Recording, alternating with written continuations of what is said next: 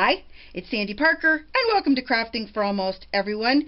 In this video, we're going to talk all about ink and what each ink does and what each ink is for, how you use it, etc. There are about 10 different kinds of inks that I have out here. I think I'm covering all of them, but if I miss one, I apologize. I did try to go the gamut of inks, but you never know, I might have missed one. I wanted to zoom in on each one so that you get a really good close-up look, but I wanted to show you the pile at first. So let me get everything out of the way and we'll start and look at each one individually. Okay, the very first ink I want to talk about is the most common ink, and that is the dye-based ink. Now, most of you have seen some form of dye-based ink, and they can come in these little dewdrops, they can come in tiny little containers. These are from Hero Arts, these are from Memento, Stampin' Up, you name it, every company makes a dye-based ink. The reason is because, for one, they're fast drying and they sink into the paper, so you can get a very nice image fast, and because it dries quickly, you don't have as many problems with smearing as you do with what we'll call pigment ink, which is coming up later. You can see through this ink. It's not one that is opaque. You can actually see through the ink. And it's hard to tell the color when it's in the ink pad, and I'll show you a good example of this. I'm going to show you this, and I'm going to show you a pigment ink. Now, you don't know what color this is. Well, you probably do because it's purple. But this is a white ink, and you can tell it's a white ink because it's white in the container. Pigment inks, what you see is what you get. With dye-based inks, it's kind of tricky to tell what they are when they're in the container. They sink into the paper when you stamp them, and that's nice, and that's why they dry so fast. They're water-based, they do fade in sunlight, and they come in all kinds of shapes and sizes, most with re-inkers. Now, a lot of you are probably saying, why do I need a re-inker? And that's true. I'm not sure if you do need re-inkers on all of your inks, but what you might find is that some companies will discontinue their inks. I'm trying to make sure I get a good image on this, and I can't see it very well because there's so many lights. The paper that I'm using also has a texture to it, so I might have to stamp it on a different piece of paper. I'm going to do that because I don't want you to get a weird impression of what dye inks look like. When you stamp, look, I have ink on me already. When you stamp any ink, you want to hold your stamp in place for a minute or so just to make sure the ink transfers to the paper. Because like we said, this sinks into the paper, and that's what it looks like. Now, it's going to be dry very quickly, and that's a great thing. That's the greatest aspect, I think, of dye-based ink.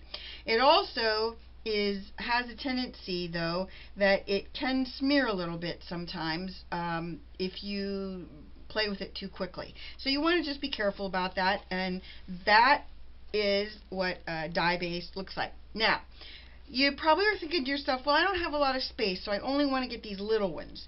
These little ones are terrific, unless, of course, you're going to be stamping or inking a very large stamp. And in that case, you really do need the bigger stamp pads. And, I mean, if you were going to stamp a background stamp with one of these, it would take you a very long time, and probably by the time you got done with it, part of it would already be dry.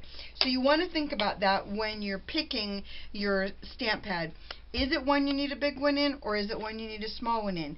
I would say if you're getting black ink, I would definitely get a large pad, or a large one and a small one. But in black, you really do need to have a big pad. I have a video up that tells you the best inks for different mediums, the best inks for watermarkers, the best for watercolors, and the best for alcohol markers. And I'll link that video at the end. There's a thing where you can click and watch the videos. I also have a video on what are the best papers for those same things. So that's something that you want to look at too, is because paper makes a big difference when you're stamping. Believe me, it does. So those are things you want to consider. So that is dye ink, and I'm going to put this back there. In conjunction with dye ink is a distress ink. Now this is one of the very popular inks, but not for normal stamping. Most people don't stamp an image like this with distress ink. They think it bubbles up on the ink or on the stamp, and it does sometimes with clear acrylic stamps, but I don't usually have problems stamping with distress inks. And this is Wilted Violet. The reason I'm using this is because I wanted you to see this and see it the same color in the oxide ink. And there it is. It's very bold, very vibrant, and it has the same properties as a regular dye ink, because it is a dye ink. Only thing that's different is it's water reactive. And what water reactive means is if you want to do some techniques with this, and you can do all kinds of techniques with it. This is a craft mat, so I'm just going to put a little water on it. When it's water reactive, what that means is, let's say that you wanted to do some blending with your colors. These will, once you put water on them, they will react with the water, and I don't know if you can see that. And there's not a lot of ink on this because it's not much of a stamped image, but I don't know if you can see that, but the purple is blending around because the water is reacting with it to move it around and make it move the color where you want it. This is a really fun technique when you like to color with things, and you can I'm just going to do a real fast thing here. You can smear it on your craft mat, put water on it like this, and I'm doing this for two reasons, because I want you to see this when I do the the oxide inks. Okay, that's what it's going to look like, and I'm going to let that just sit and dry because our oxide inks come up at the end, and then I'll just wipe my background off with water. This is my water sprayer that I got at the Dollar Tree. I really, really like this. If you have trouble with your hands with pump bottles, these come in really handy. Which brings me to another ink I want to talk about, and that is a spray ink. Spray inks, I don't think most people would put in this category, but we're going to anyway. And they look like this. They're water-based. They can be plain, they can be glittery. For me, they're very hard to control. And if there's glitter in the bottle, this one is from Tattered Angels, and it's in a wood family. It's called cardboard, and that's the color it will show up. If you have one that's glittery, you need to shake it like a bell, because if you shake it like this, you're going to end up getting your glitter up in the pumpy thing, and you won't get anything to come out your sprayer. So just remember, if you have glitter, you want to shake it more like a bell, and make sure that you don't get it to go up in that in the sprayer. It's great for stencils. It's great for coloring backgrounds, and I thought I would just put a stencil on here and show you this. I'm also going to make sure you understand that this is going to go everywhere. If I get it to spray out, go anywhere, it's going to shoot all over. So I'm going to put my bib behind it, because that's usually the place mine go, is straight back. And when you spray these, you get really cool backgrounds with them. It's great ink, and it works really well for projects like this. I'm going to take off my stencil, hopefully, and I'm going to lay it on my back. So there is what a spray ink will do. It's a great product for technique, but it is a technique thing. You don't want to use it for a lot of different projects because, like I said, control is really iffy, and it's water-based, so it doesn't stain. And I'm going to get it off my craft mat if I can here, so that you get it out of the way, and then we'll go on to our next one. But I don't use this very often because I do struggle with the sprayers, and that's why I brought it up now, is because I wanted you to see the difference. You can make your own by using your reinkers and either alcohol or water, but you want to be careful, because if you can't use a sprayer, the regular sprayers, I would consider, if I was in your shoes and you're making your own and you're thinking, well, I can't spray this kind of sprayer, I would maybe go to the Dollar Tree and for $1 get this kind and make a color that you're going to use a lot of, and that would work for you. Or just don't put a lot in it and use it that way. But that's an option for you definitely when it comes to spray inks. That's our spray ink again. So now you know the techniques and what you use it for. So let's go on to pigment inks. We talked about them just a little bit, but pigment inks are really great with embossing powders. I use this white Hero Arts. It's called Unicorn White. I use this a lot, and that's why mine looks discolored, because I use it so much that, if your stamp has a little iffiness to it, you'll get that look. But you can kind of wipe your top and get your color to come back just by getting the ink off the surface. And these are really great for long-term use because they're fade resistant, and what you see is what you get. So if you're looking at, I'll show you, for instance, I have colored ones you can see. Now this is a very old ink pad. It's called Eggplant Envy, and it's by Stampin' Up. It is a pigment ink. You see how you can see the color of that? You can see it's a very dark purple. We'll stamp this. It's a thicker ink than the dye-based ink. It's, when you're in when you're using your stamp pad, it's very, very thick. It takes a very long time to dry, and you should usually heat set it or emboss it, and by embossing it, that means you're going to heat set it anyway, because once you put the embossing powder on it, you're going to end up with, as I said, same problem. So we'll stamp this one. Again, leaving time for it to go onto the paper. Now this will sit on top of the paper. It doesn't sink into the paper like the dye-based ink is. So it's just going to sit there, and this is a textured paper.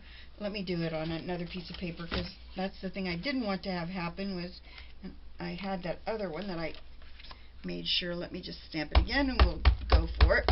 Anyway, it sits on top of the paper. It's not see-through, so it's opaque. It's a long drying time. It will smear a lot, and if you don't heat set it, you will get a lot of smears. And it is not light sensitive, so if you put it in sunlight, it should not fade with the light, or at least not as much as the dye-based inks. There you go. That's the pigment ink in the Eggplant. I think it's really pretty, but I'm sure, okay, see now how long it's been sitting here? See how much I can smear that? That's why it's so important that you put embossing powder on it and heat set it. Otherwise, you end up with that. And after you put a lot of work into a project, the last thing you want is to have smears like that. And I usually have problems without having a little problem like that. So that is pigment ink. Next up is Versamark. Versamark is a watermark stamp pad. It's a clear, very, very sticky ink pad. This one has really been well used, and it's used primarily for embossing powders. Where you would stamp your image. Okay, I will use it on this, and I'm going to use it on a colored piece of cardstock, because you can get a tone-on-tone look with this as well. If, let's say that this is just a piece of paper, it's an envelope, but we're going to just fake it for now. You're using the same ink on, whoops, almost dropped it. We're going to use the same stamp on here. Now, if you weren't going to put embossing powder on it, you can get a tone-on-tone look, which means, I don't know if you can see that very well, but it makes a little bit darker red, if you can see that.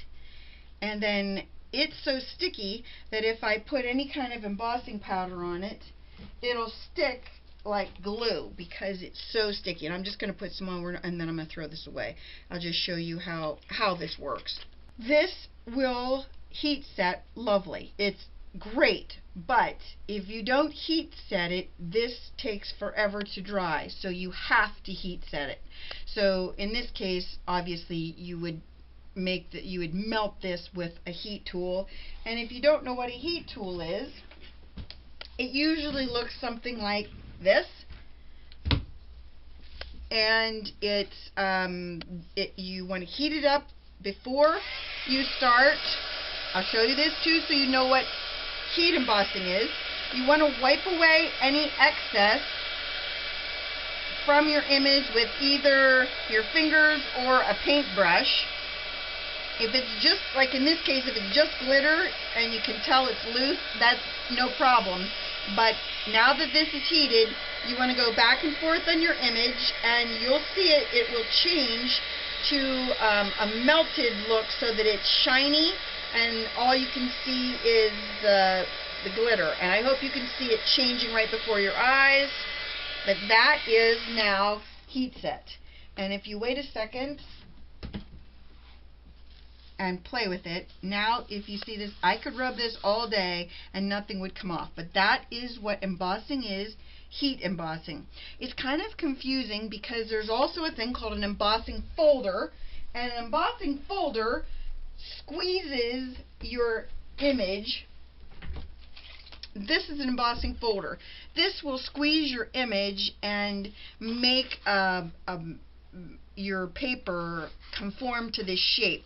Can you hear that? It'll make it so that it has the ridges and it looks and feels exactly like a tree bark. But embossing powder is a melting thing that you melt with your ink on it, and you end up with a heat set thing like I just showed you.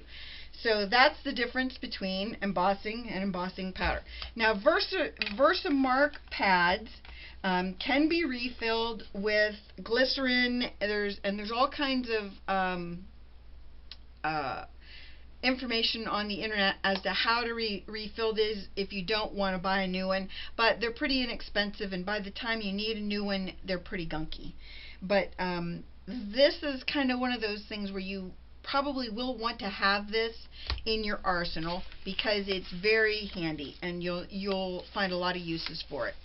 Then the next ink we're going to talk about is hybrid ink. Now a hybrid ink is, gotta get that out of the way, is a combination of dye and pigment inks, and it dries faster than pigment inks, and it doesn't bleed like the dye-based inks.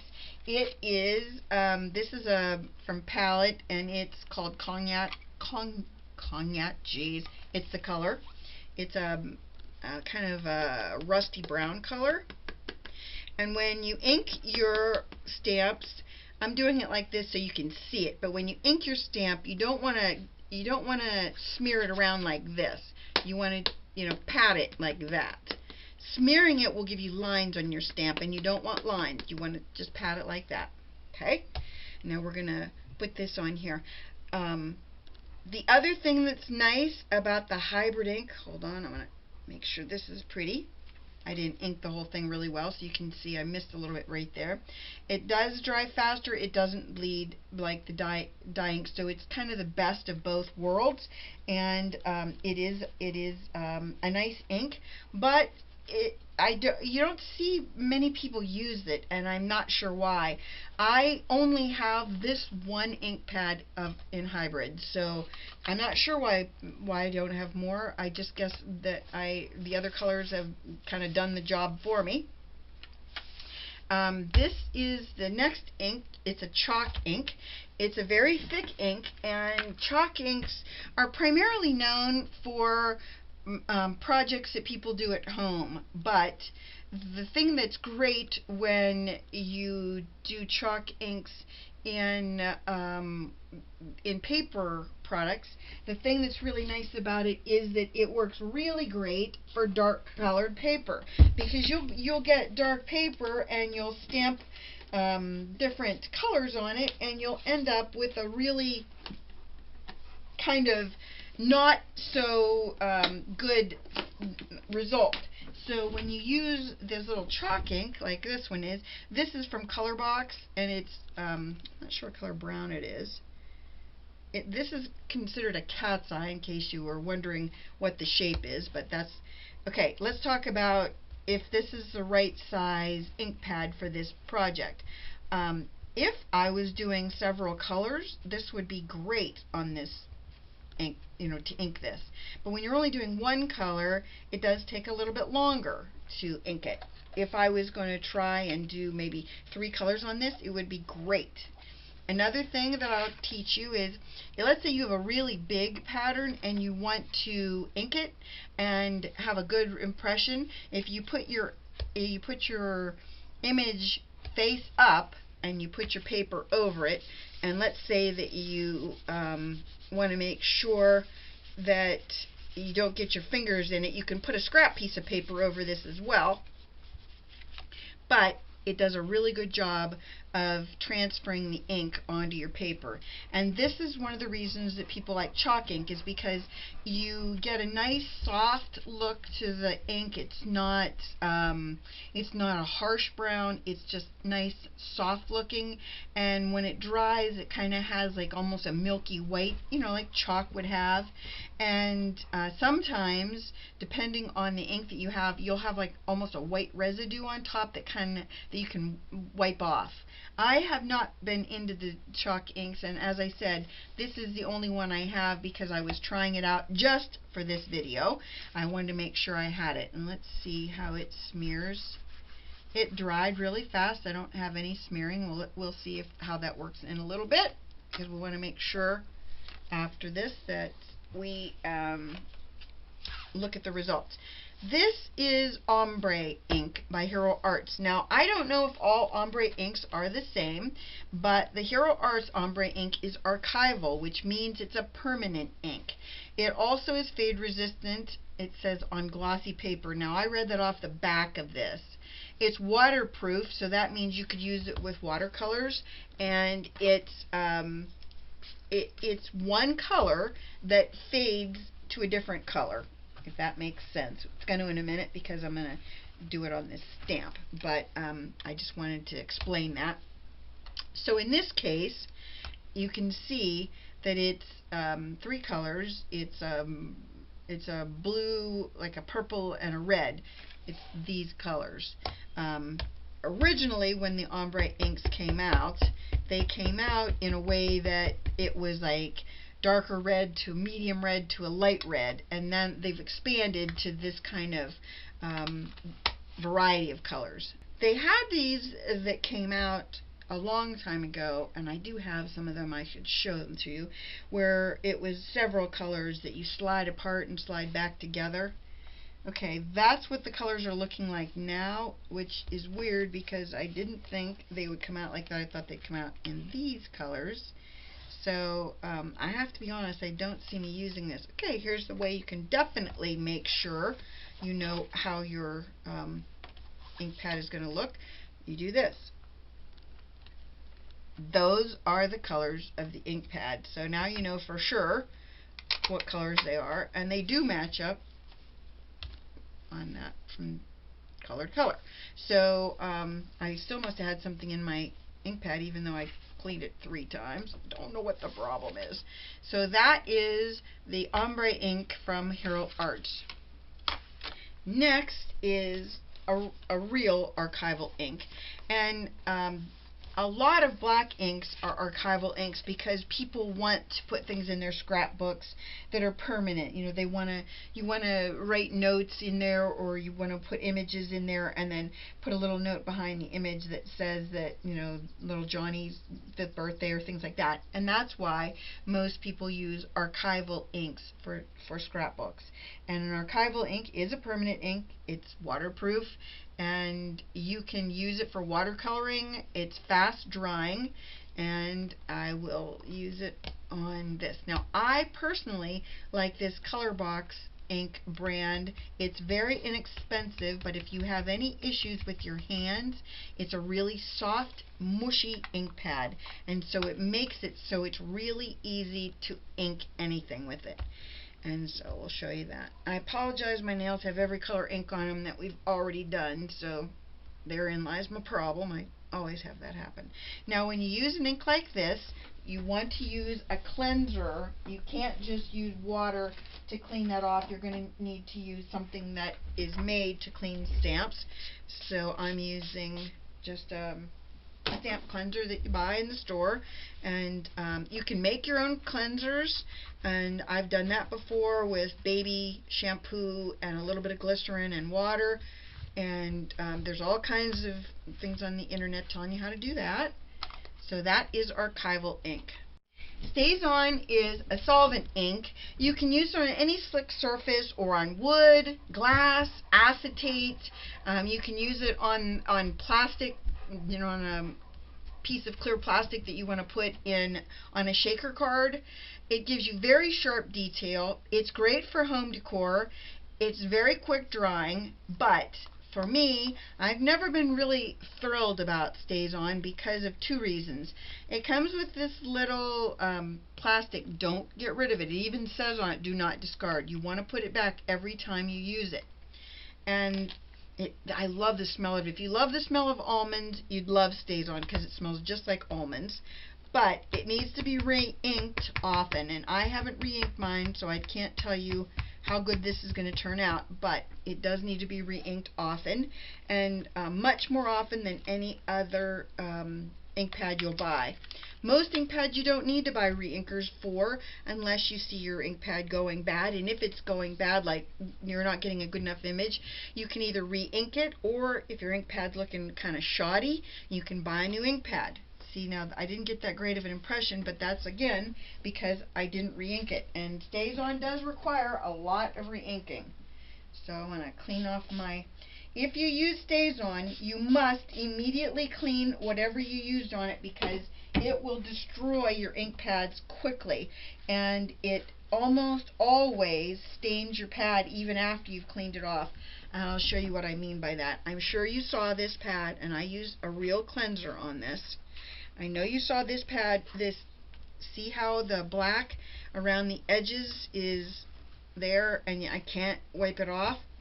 staz-on will do that to your pad. There's no real ink there. I'll see if I can stamp it and see if I can get the ink off, but I don't think I will.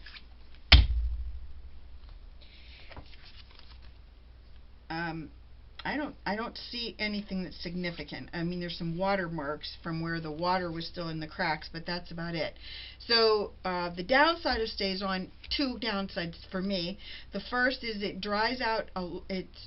You have to re-ink it often, and the second is cleaning it is a nightmare, and it makes my stamps ugly, and I don't like it when my red rubber stamps are really filthy and I can't clean them. So that's staz-on. And last but not least, and the new kid on the block, is the Distress Ink Oxide inks. It's a combination of dye and pigment inks, but it also is water reactive, so it creates an oxide look. And it looks chalky once it's been misted with water. That's the oxidization. The more water you add to it, the more of the dye seeps to the surface, and when you play with these, like let's say you want to put it on your craft surface, you can't just put it on here. You have to push down because the ink is down in these pads. So you can't just run your thumb across it. You have to push your thumb into it to get good results. So when you use it, you're going to want to put a little bit more pressure on it. And that was from Tim Holtz, just in case you're thinking I made that up. I watched him, before I did this video, I wanted to make sure I had everything that Tim Holtz said about this ink pad. I have had bad results with it, but I think it's my fault, and I'll tell you why in a minute. When you add water to your stamped results, your dye ink will seep more to the surface, and you'll get the oxidization. The white residue that you get from chalk inks, you'll get with this if you wet it, and it doesn't wipe off. It will wipe off sometimes on chalk inks, so there's the difference between chalk inks and the oxide inks. The color, on it will layer infinitely, which means you can put like yellow, dry it, no, yellow, wet it, then dry it, green, then dry it. Those two will not combine. They will stay yellow and green. Then once the green is dried, you could put pink on top of it and dry it. You can keep doing that forever as long as you dry between layers. If you don't dry, you're going to blend your colors. So what you're going to see is a difference in how it works wet and dry. So if you remember this, if it's wet on wet, so if you are putting more on a wet ink surface, you're going to blend the colors. If you use this ink wet on a dry, you're going to have layers of color. So I think my problem is that I did not dry my layers well enough in between. So I was blending and I didn't like the look of it. The more water you use, the more of that chalky look you're going to get.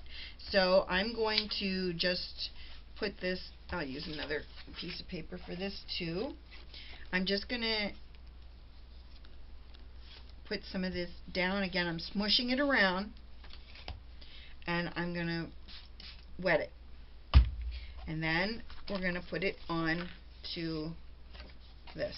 And you're just going to layer it around, kind of. We're going to just pick up as much of that color as we can. I use this color in particular so that you could see the difference between the oxide ink and the regular dye-based distress ink. Here is the oxide, and here is the distress ink. And let me dry this, and then we're going to put another layer on there. And when you dry it, you'll see the white come out. You can put more drops of water on it as you're doing this, as you're drying it, and you'll get a different look. I think it feels dry enough. Okay, so then we're going to do the same thing, only we're going to just put in some fossilized. Oh, that would have been bad. That was not the fossilized amber oxide. That was just fossilized amber. Okay, I'm going to use some fossilized amber, and I'm going to put beside it the fired brick. Now you don't want to overlap these and get the ink from one into the other one. If you do, wipe them off with a cloth so you don't have the contamination. But you can, once they're on your craft mat, it's fine to smear them together. Okay, now we have our dried background. So I'm going to put a little bit of the yellow over there, and a little bit of the pink here, and a little bit there, and maybe put a little bit of this there, and a little of the pink over there. Okay, and then we dry it again. I saved this the oxide inks for last because I wanted you to see that I'm not giving up, and I wanted you to see that I'm trying to learn from the mistakes I've made. So if any of you have tried oxide inks and not liked them, maybe the problem is that you aren't drying well enough between layers, which is what my mistake was. And you want to make sure, as I said, your image has to be dry. If it's not dry, you're not going to get good results. And then I'm going to put one more layer. I like that purple. I'm going to put one more layer of the purple, and I'm going to put beside it a layer of peeled paint.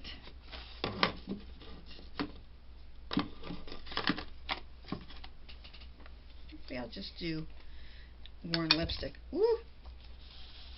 There we go. I thought I used worn lipstick before, but I must not have. Okay, we'll wet those.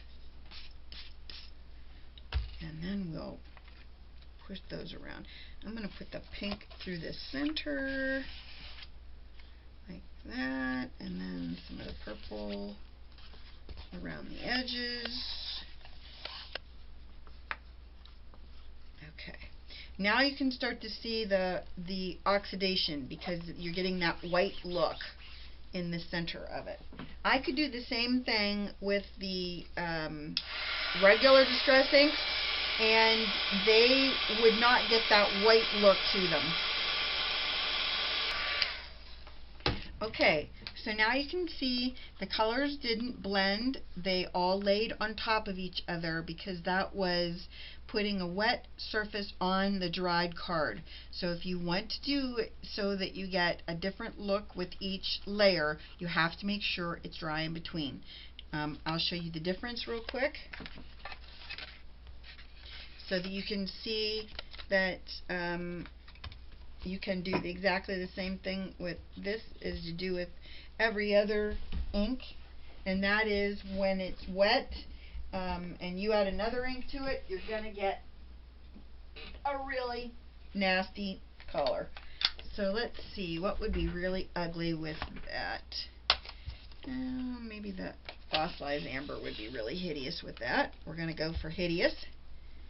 And again, remember the rule. If it's wet on wet, you're going to blend the two colors. So I'm going to rub them both together. I forgot to wet that so that I get a... Oh, that's pretty. Let me use a paintbrush, and then we'll have an even prettier blend. Okay, you see what happened? The yellow and the pink, they just blended together to come out with that look. And I can add water to them and make, and try to move the color around. It's going to oxidize it, but you're never going to have the layers of color because it was wet on wet. You have to have dry in order to get the different colors to show through. I hope you learned a lot and got an idea of what inks you need versus ones you don't need.